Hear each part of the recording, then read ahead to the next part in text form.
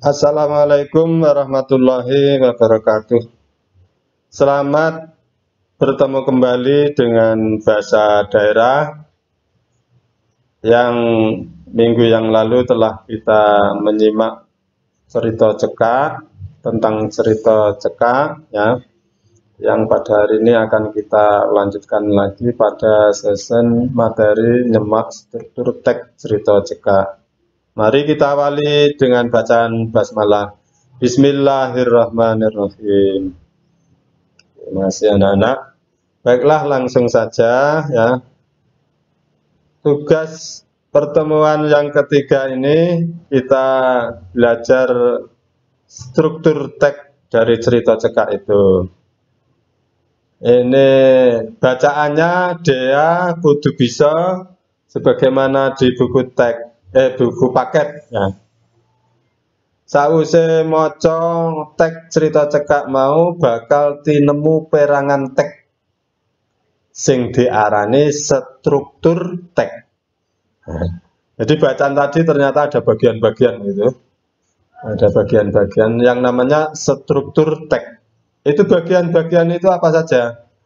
Yang pertama unsur intrinsik. Kalau ada intrinsik pasti ada ekstrinsik. Yang intrinsik ini meliputi tema, alur, latar, paraga, sudut pandang, amanat.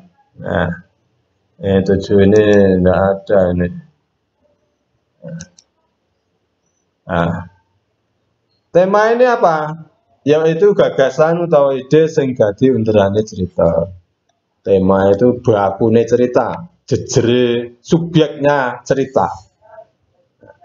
Bisa dilihat langsung saka ukara-ukara ing teks utawa iso dijukuk saka inti ceritane. Contoh, tembung-tembung sekolahan, ketua kelas, konco sekelas, kerjasama, dan selain sebagainya.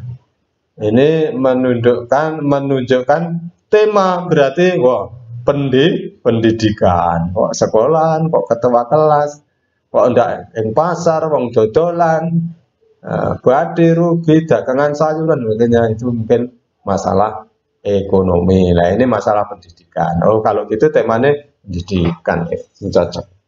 Utawa sekolah, utawa sinau misalnya. Ya, boleh tentang pendidikan. Nomor loro, alur utawa plot.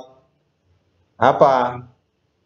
Rangkaian kejadian ing sawijining cerita. Urutan langkah-langkah kejadian itu tadi. Ada alur maju, ada alur mundur. Bisa dibaca sendiri di buku. Tidak panjang-panjang saya. Latar, setting, background. Ya. Waktu, panggonan, kanan, kapan ya. Kemudian penokohan atau siapa pelaku ya, pemeran itu. Sudut pandang itu apa? Empat-empane sing critakake ana ing sajroning cerita bisa titik tembung sesulih kanggo paraga utama ing cerita. Ini sudut pandang. Empat-empane itu apa maksud dari yang punya karangan, yang cerita. Dalam cerita itu maunya mana? Bisa dilihat dari sesulih atau kata gantinya sebagai peraga utama dalam cerita itu. Yang keenam, amanat atau pesan, pesen atau welingan. Kaandharake pangripta yang diceritakan oleh pengarang atau penulis katujokake marang sing maca, ditujukan kepada yang membaca. Saka amanat atau pesanan bisa dijupuk hikmahe lan bisa dicocokake sambung rapete karo panguripan ing saben dinane. Dari amanat ini bisa diambil hikmahnya, bisa dicocokkan dengan yang berkaitan dengan kehidupan di setiap harinya. Nih, unsur ekstrinsik yaitu gambaran ngenani zaman ya, adat istiadat ya, adat istiadat, budaya, perilaku lan sikap masyarakat sing bisa ditintini saka cerita. ada unsur ekstrinsik, ada unsur intrinsik. Langsung ke gladen utawa latihan. Wacanan tek budi seneng tetulung. Yang buku paket itu di halaman berikutnya begitu ada judulnya itu budi demen, bukan seneng, demen tetulung. Bukan seneng. Ini bentar.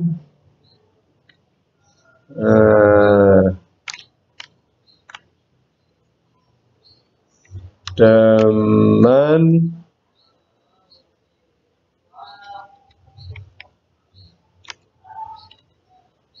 budi demen tetulung. Bahasa Jawa halaman 8 banjur tintingono gatekno unsur intrinsik lan ekstrinsik. Kanthi ngisi tabel seperti sing wis sumadya ana ing ngisor iki kalau ning buku halaman 11. Dek kono ana 6 nomor, struktur teksnya ada 6, tema, alur, latar, ya, peraga atau pemeragan atau pelaku, sudut pandang, dan amanat. Bukti di dalam kamu tuliskan temanya, misalnya di budi demen tetulung. Apa tema di situ? Misalnya anak-anak milih ekonomi atau tema pendidikan atau tema sosial. Ditulis di sini di baris utama ini tema sosial, cukup. Buktinya apa? Nah, misalnya di situ mencari kata-kata yang terkait dengan sosial itu. Apa menyerahkan uang atau merasa kasihan ke orang atau memberi bantuan berupa uang, sembako, itu kamu tulis. Minimal ya 1 kalimat saja. Saukore cukup. Begitu juga alur atau plot. Ini kan urutan langkah-langkah. Ada alur maju, ada alur mundur tadi. Alur atau plot. Ini alur maju bukti tulis, alur mundur bukti, tahapan-tahapannya ditulis. Singkatnya ini, isi singkatnya aja. Latar atau settingnya itu kamu tulis di sini misalnya panggonan, ditulis misalnya di sekolah, di pasar, di mana, waktu, awan, bengi, tanggal, jam, piro. Kanan, kesro, panas, rame, bahaya, ya, genteng, apa? Ya, misalnya ini. Nah, buktinya di kalimat. Seterusnya paraga ada utama, ya, ada pendukung misalnya, ada tamu tak diundang misalnya. Yang penting paraga pemeran inti atau utama dan pendukung penyembuyung. Buktinya. Nah, ditulis dalam kalimatnya yang ada di situ. Yang ada pelakunya itu maksudnya. Kemudian sudut pandang bisa ditulis. Sudut pandangnya masalah apa ya?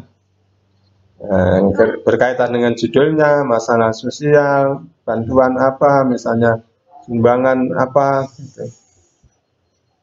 Amanat pesan yang harus kita ikuti, ya, menyangkut masalah kejujuran, apa masalah kesabaran, kecerdasan, keadilan, misalnya ditulis. Buktinya dalam kalimat itu apa? Nah, ini sebagai PR dikerjakan nomor 1 sampai 6 tadi, isi titik-titiknya pada kolom di atas. Di buku atau kertas, di kertas lembaran dikumpulkan sebagai petunjuk yang telah maklum bagaimana tugas-tugas sebelumnya.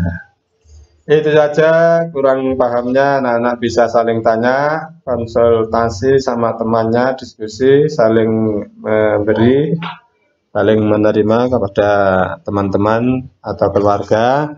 Terima kasih anak-anak atas perhatiannya dan mohon maaf bila masih kurang. Kita ada kesempatan di luar ini dalam bentuk pertemuan di sekolah nanti setelah new normal atau sudah normal, ya, atau ketemu di rumah, anak-anak bisa tatap muka langsung ketemu darat. Terima kasih kita ucapkan alhamdulillah, semoga bermanfaat bagi kita semua. Alhamdulillah rabbil alamin. Jangan lupa follow sosial media sekolah kita untuk mendapatkan info terkini seputar sekolah kita.